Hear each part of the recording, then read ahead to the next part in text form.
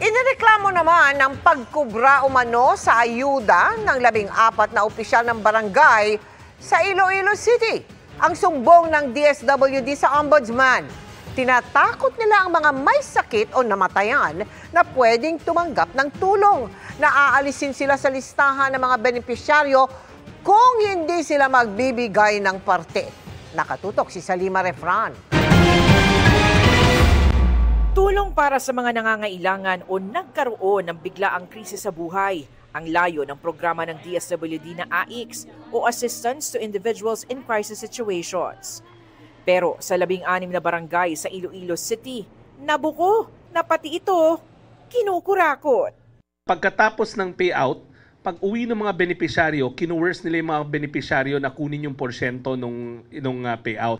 Sa 10,000 na ibinigay sa kanilang tulong pinansyal, pilit kunin yung 8,000 hanggang 9,000. Ang natitira na lang sa kanila halos 2,000 or 1,000.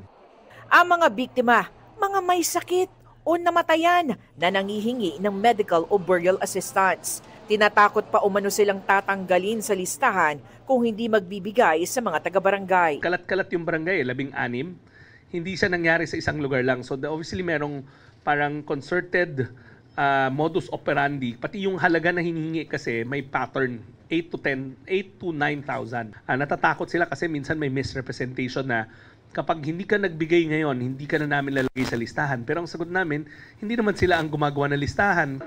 Kaya naghain ng DSWD ng mga reklamong graft, grave misconduct at abuse of authority sa Ombudsman laban sa 14 na mga punong barangay, kagawad at iba pang barangay appointed officials sa mga distrito ng Haro at Arevalo sa Iloilo City. Hinihingi rin ng DSWD na isailalim sa preventive suspension ng lahat ng kanilang inireklamo. This is something that we will take very seriously, no? Dahil itong ayuda, assistance that are supposed to reach the people who need it the most, kinakaltasan ng mga tao na hindi naman karapat-dapat kumuha ng porsyento. Dadaan muna sa evaluation ng Ombudsman ng reklamo bago sumailalim sa administrative adjudication. Ang DSWD maghahain pa raw ng dagdag ng mga reklamong kriminal. Sinusubukan ng GMA Integrated News na makuha ang panig ng mga inireklamo. Para sa GMA Integrated News, Salima Refran, nakatutok 24 oras.